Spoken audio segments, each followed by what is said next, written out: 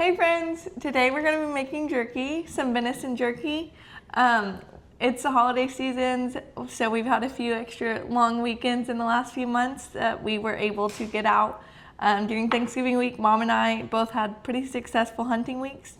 She was able to get an axis buck the day before Thanksgiving. I was able to get my first doe in Lavaca County on Thanksgiving, and then that Sunday she got out with Dad and they got another doe.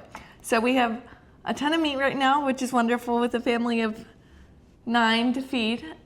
So is it 9 with all the siblings and the grandkids and whatever? Can't count, but we definitely have multiple families that we're feeding. And we have lots of meat in the freezer.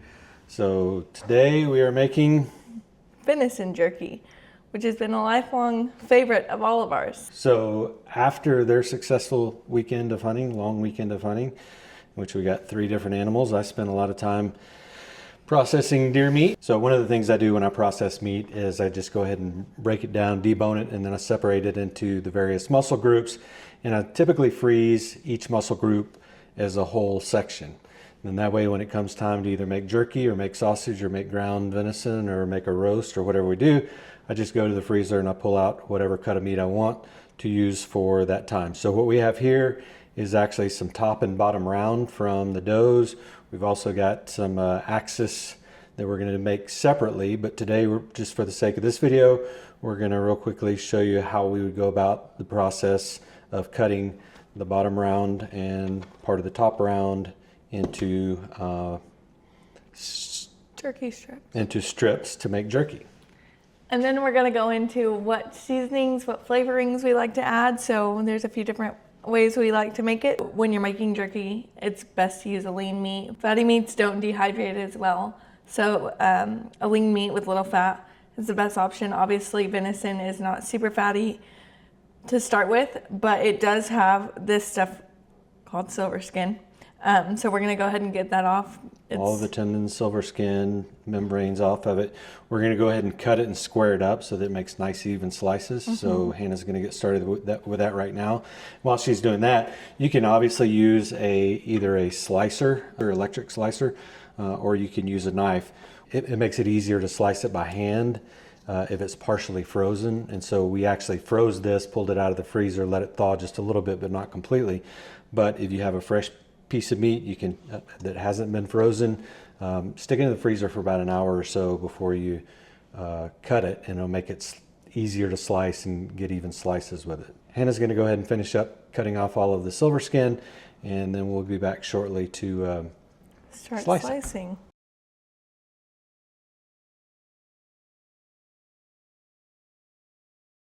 Okay, now that we have all the silver skin and tendons, fat, all the things cut off, and we've squared up our slices of meat a bit, we're going to go ahead and get to slicing. Okay, so the thickness of your jerky is personal preference. You can go thicker, you can go thinner. Thicker pieces are going to take a bit longer to dry out, probably end up a bit chewier. If that's what you like, go for it. Thinner pieces are going to dry out a lot quicker. Be a bit more crispy, I guess. Yeah, some people prefer a chewier, thicker slices so it doesn't get completely dehydrated. You got a little bit more chew on it as you eat it. Some people like it extremely dry so that it's actually a little bit brittle and it breaks off. So, again, that just depends on personal preference. We're going to try to slice it fairly thin. I don't know, maybe 1/8 inch slices. That actually looks pretty good. Show them a side view of that. We're going to go ahead and finish slicing this up, and we'll be right back to start doing our marinades and dry rubs. Okay, so we've got our meat sliced up here.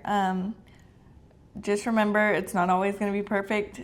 That's the beauty of jerky. Each bite is a little different. So we've got some that are long, skinny, not super thin, and then we've got some that are very thin. So one thing I will mention is that we didn't mention earlier is when you slice it, especially with these the round steak cuts, it's always better to slice it against the grain, so the grain is actually running this way, and so when you take a bite, it kind of pulls apart a little bit better. So just one thing to keep in mind.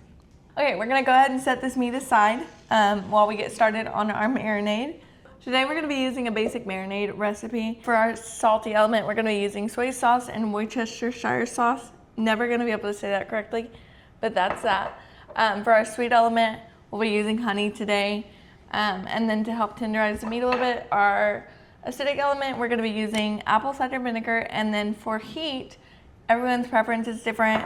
Some people like it super spicy. Some people don't like spice at all. You can use anything from black pepper to what we're using is habanero powder that Dad made. Yeah, so I took some habaneros and I actually freeze dried them in our Harvest Right freeze dryer. And then I ground it into a powder, and it's got a great flavor to it, a little late kick to it. And then we've also got the red pepper flakes that we're going to add to the end of it. Yep. After the marinade, you can go ahead and put it in your marinade. We're going to go ahead and marinate the meat, and then when we lay it out on the trays, we'll add that as kind of our final ingredient before it goes into the smoker. Topping. And then one other thing we will be adding to our marinade is just some basic spices. So we've got some garlic powder and onion powder. Maybe some cracked black pepper. So that's one of those elements. This is really just, as Hannah said, this is just a very base part of a recipe, and you can make it as basic or as elaborate as you want to. But the additional spices like the onion powder, the garlic powder, you could use paprika. Those are the kind of things you could throw in there to make it your own. So whatever flavor profile that you like, add that to it. Experiment with it. That's what we're doing today, is kind of doing a little bit of experimentation. We're actually going to use a wet marinade, and then we've also got a real simple dry rub. If you're just a simple type person, what do we got over there? We have some Fiesta jerky seasoning. There's a lot of different just basic jerky seasonings out there. Yeah, so you can make your own, again, using different seasonings to adjust to your liking. We found that we really like this Fiesta brand extra fancy jerky seasoning. Cajun Blake is a member over at our website at texasbowhunter.com, and he makes one called Cajun Blaze, Raging Cajun, something like that. But he makes that. We really like this Fiesta brand jerky seasoning. It's available on store shelves, so we just picked this up today, and we'll go with that as for our dry rub. So we're making the wet marinade, and then we'll have the dry rub. This is completely separate. Making jerky is a fun family experience, and you can make it however you choose to make it. Yes, I will be experimenting with these wet marinades a little bit more in the future. I have a feeling, because they're fun. You get to personalize them. So we measured with our heart with a lot of this stuff, but it's equal parts soy and equal parts Worcestershire sauce. We use about half a cup of each, not exact. And then we have about a quarter cup of the apple cider vinegar. And then I'm gonna let Dad do the habanero stuff, because I don't know what's a lot. We got quite a bit in here, so we're just gonna sprinkle about that much in there. And then about the same thing with the garlic and onion powder. I would say a few tablespoons. Yeah, maybe a tablespoon or two. So just that should be plenty there. Probably good. And then we've got was that onion powder? Well, that was plenty.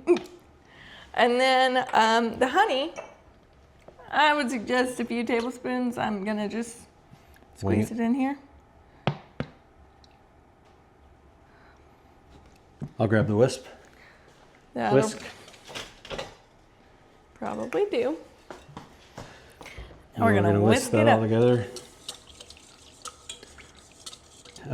We've got our slices of meat, we've got our marinade, so what we can do is just dump it all in the bowl and marinate it that way, cover it, put it in the refrigerator, or what we're going to do is we're actually going to put the meat into a Ziploc, and then pour the marinade over it, get the air out of it. You can do it in a vacuum sealed bag, and we're going to save some of this for the dry rub, so we're not going to marinate all of it, but let's just take kind of that amount. We'll reserve this over here, and then we'll pour in our wet marinade. See us pouring it in. Okay, so we've got that. We'll set that out of the way. And then we're going to zip that, get the air out of it as much as we can. And then kind of rub that around, get the pieces kind of separated, make sure the marinade's all in there. And then ordinarily we would stick this in the refrigerator for 6 hours, minimum of 6 hours to overnight. But since Hannah is leaving today, we're not going to wait that long. So one additional element that a lot of jerky has is some form of smoke flavor. A lot of people use liquid smoke. We're not a huge fan of liquid smoke in this family. Something about the flavor, But what we are gonna do is let all this jerky get some natural smoke flavor from Dad's pellet grill. But if you don't have that option, you can always add liquid smoke to that marinade and it'll do just fine. We're gonna go ahead and get everything cleaned up, get ready to do our dry rub on this other jerky. And while we do all that and get all that prepared, we're gonna let this marinade for the bit of time that we have available today. Like Dad said, longer is better. You'll get more flavor, but for the sake of time, this is how we're gonna do it. So we're gonna get started on that. We'll be right back. So we've got everything cleaned up. We've got our jerky marinating over here. For a more simple option, we have our dry jerky. So what we did with this was we just took our jerky seasoning and dusted both sides pretty liberally and got them all laid out. And now Dad's just topping them with some cracked red pepper for some spice. If you wanted to add any seasoning to this, you can. It's made for this, so it's pretty good on its own. Okay, so we're gonna go ahead and go with the wet marinade. We have laid down a sheet of butcher paper just to help with the mess. When you have the wet marinade, that's one of the problems, is it drips. So I'm gonna go ahead and spray with some oil just to make it easier to... This is important. The jerky does get stuck if you don't spray it down. Okay. All right, one other thing we decided to do is to help us out with the mess is we're gonna go ahead and, so we've got a half sheet pan here, drying rack, cookie rack, whatever, and we're just gonna dump this out and help with some of the drainage before we lay it out on our drying racks. So let's take that right there and kind of spread this out. And then now we can kind of transfer over and have at least some of the mess cleaned up. So again, we've got the butcher paper underneath to kind of assist with the other part. But in the meantime, we're just gonna start laying across our racks. Evenly spaced. We wanna make sure that we've got air circulation all the way around, so you don't want any overlaying or those spots won't get dry. One thing I've always remembered about jerky, making jerky specifically, is there are many ways to dehydrate it. We have evolved in our family to a dehydrator now, but that does not mean that we haven't had our... We've done them on a side-by-side smoker. We've dried them in the oven. There's a lot of different approaches. A lot of different approaches. You could use actually the pellet smoker. We're going to use it to lay smoke on it, and some people actually use the pellet grill or pellet smoker to dehydrate. I think it's a little bit higher temp than what I would like. And so we're not going to do it that way. We're going to finish it off in the dehydrator, and we've got a good dehydrator. In the past, remember the time we used to be real big fans of Good Eats and Alton Brown. Mm-hmm. And so we watched an episode of that, and then how did we end up doing that? I don't remember the exact process, but I know that it involved a box fan and some air filters. Air filters. So like some big, like your air conditioner filters. And we bungeed those together around a fan and then blew that box fan, and that's how we dried our meat, and it actually turned out pretty good. So it took a lot longer. I think it was a 24 plus hour process. I was going to say, it was a few days that we had this going on in our house. I think this one's pretty full. Yeah, so we're going to go ahead and finish loading these racks up. We've probably got a couple more to do, and then we'll meet you back outside over at the pellet smoker and stick them on there to lay some smoke on them. Yep.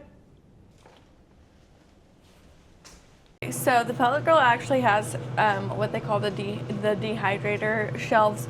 We don't have those yet. So what we're gonna do is use our dehydrator racks, which we have our jerky on, and we're just gonna set them in here. So we're gonna leave them in here for the next hour or so to get that smoky flavor added to them, and then we'll get them transferred over to our dehydrator to get that process started. Okay, so it's been about an hour and a half since we put it in the pellet grill. So we're gonna open it up, see what it looks like.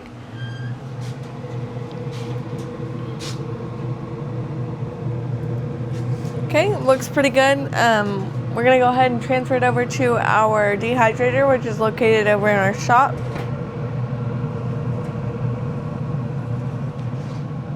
We could have finished this off in the pellet grill, but it only gets down to about 180 degrees, and we wanted to finish it off at a little bit of a lower temp. So here we're gonna go ahead and set this at around 140 degrees. And we'll have it go for about 6 hours. Okay, we're gonna let these get to drying. Dad will keep an eye on them throughout the evening. I'm gonna head back to College Station because I've got to work the rest of the week. But both of us are heading up to Blanco County this weekend to get some hunting in and to get a quick 5K in. While we're there, we'll make sure to give these a taste test and let y'all know how we feel about them. Thanks for joining us. See you next time.